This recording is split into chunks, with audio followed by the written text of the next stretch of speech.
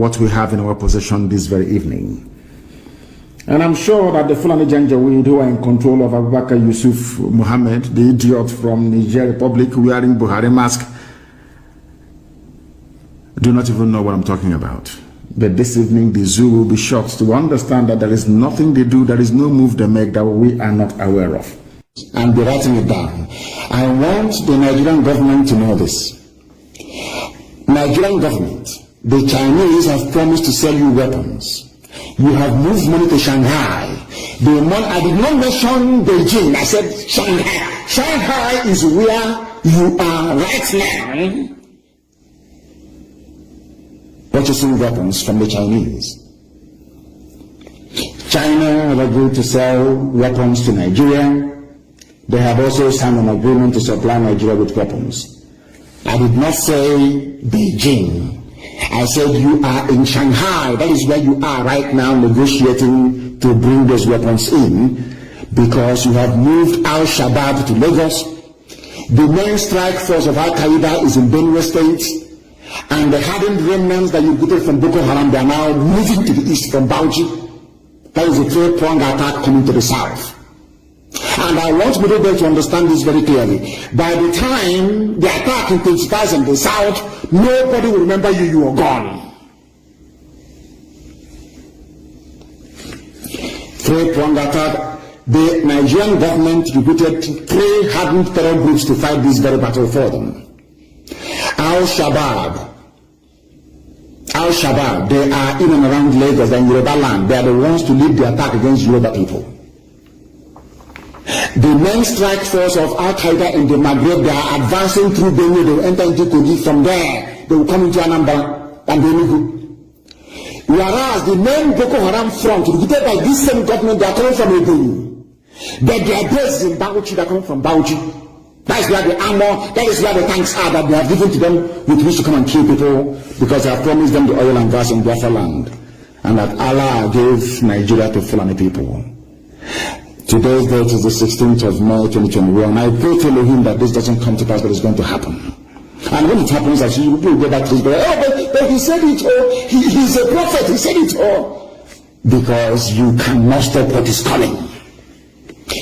And I want you to know those to blame when they start massacring your men, women, and children. You will blame Obasanjo, you will blame Tinubu, you will blame Ojos Okalo. You will blame, I don't even want to mention the Sarakini Fulani Hope is irrelevant. You will blame Richard Okorocha. You will blame the Nnamdi. You will blame Iwanyang. You will blame Mrs. Tambuwal. You will blame the likes of Edwin Clark. All these appeasers of Fulani. They always appease Fulani. They want to please them. One Nigeria. The person you are doing one Nigeria for, does Fulani believe in one Nigeria? So you think that the Fulani opening their mouth and saying one Nigeria, they are doing it because they love you? Are you stupid? Are you that foolish? They're doing it because they want to conquer you. And in fact, you are conquered already. You are conquered already. Nigeria, are you not in Shanghai purchasing weapons right now, this very night? True or false, we know. When we bring them in, we are going to know. When we deploy them, we are going to know. When we destroy them in Biafra land, we will also tell you that we've destroyed them. That is to let you understand that our own intelligence is more than yours. Because in Yoruba land right now, not only are they refugees in the Republic, which some of them do not know, because the news is being suppressed, Yoruba people are paying ransom to go to their farms. Ask yourself this question. Somebody as influential as Wole Soyinka cannot go to his farm. He's a Yoruba man. Wole Soyinka, of course, one of the people that I blame for the mess that Nigeria is in. A man who is learning should be educating those of us, should be foretelling the dangers to come by virtue of his academic accomplishments. He was the one supporting Fulani Janjaweed. I don't know if they were doing it to spite the Igbo people, I don't know what for. That same man cannot go to his farm. Do you know somebody called Davin Anderson, the US intelligence chief? He warned that southern Nigeria needs to keep its eyes open terror groups have taken over the region. This is the news being reported 3 hours ago. 3 hours ago, go and Google it. Southern Nigeria needs to keep its eyes open. Terror groups have taken over the region. This was what Tinubu was trying to build on IPOB. Are you following? This was what Tinubu was trying to pin on IPOB. So when Al-Shabaab are busy slaughtering people in Yoruba land, Tinubu will say it's IPOB that is doing it. But as God will have it, the love I have for Yoruba people stemming from the love they have shown to me, I'm being honest with you, we talk privately. The land of Baya, the Banjo, the land of Ghanaians, the land of Igbo, the land of Femi Fanika, the land of Papa Shoranti, the land of my late friend. Why would I go and attack it? They don't know that we are under oath. Do you know we are under blood oath with our Yoruba brethren? Are you aware of that? Blood oath. That we can never ever, not in a billion years, work against each other. Never! That is why you see their rallies. You see the way they do their rallies? That is why everywhere is bubbling. And the intelligence officer that spoke to us told us that they don't want to attack Yoruba yet. Their plan before was to attack Yoruba first. Take over Yoruba land and then come to the east to subdue us. But that the only people they fear is IPOB. Go and ask them. That is why they want to demonize us.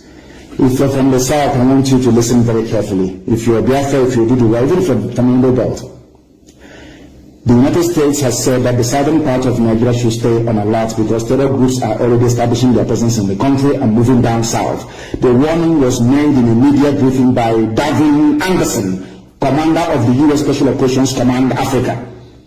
He said Al-Qaeda is also expanding to other parts of West Africa. We have engaged with Nigeria and continue to engage with them in intel sharing and in understanding what these violent extremists are doing. Not IPOB. Al-Qaeda is there, Al-Shabaab is there, Cape-Long attack, ISIS in West Africa is there. And Tinubu wants to pin it on IPOB. Do you see how evil these men are? But our God is fighting for us. That is why we receive help. They don't even have this intelligence we do. I know where they are buying weapons now, Fulani. Fulani can never fight a war on their own.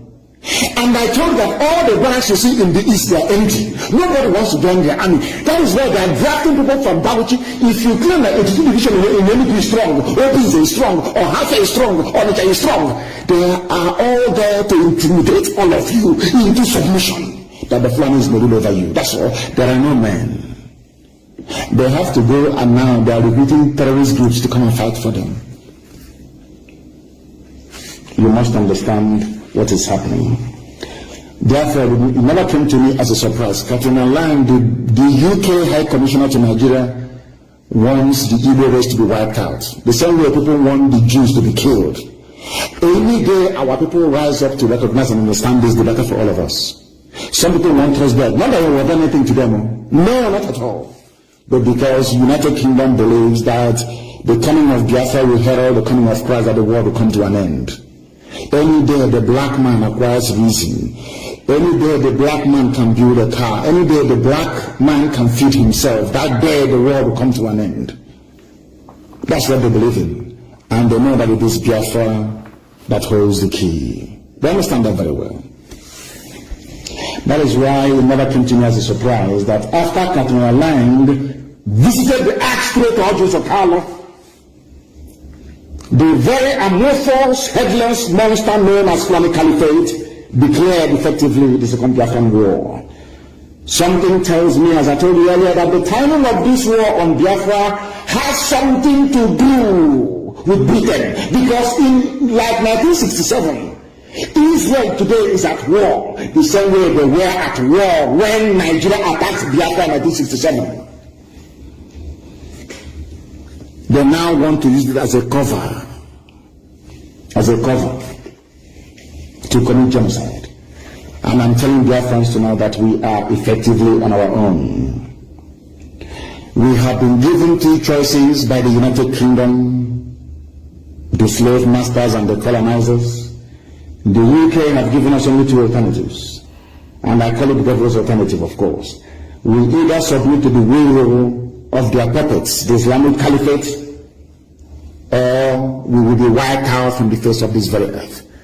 The question you must ask yourself tonight as a Biafran, as a Southerner is, do you want to be a slave to the Fulani Caliphate, or do you want to die on your feet?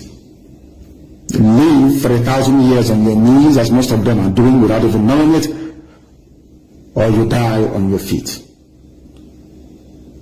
The devil's alternative. Whichever option we choose, men are going to die. Which one do you prefer? Are we going to fight and die like men, or are we going to submit to a life of Allahu Akbar? It's entirely up to you. The time is now, because the enemies, they have come. And now I didn't say they are coming, they have not come into our land. And as I promised them, if God is on our side, which I know He is on our side, this army of Nigeria will die in Biafra land. That is how God intended it to happen. Many of us are going to die, and I'm believing it myself, mind you. Many of us are going to die, but Biafra is going to come, and everything called Nigeria will perish in Biafra land. The world must be prepared for what is to come.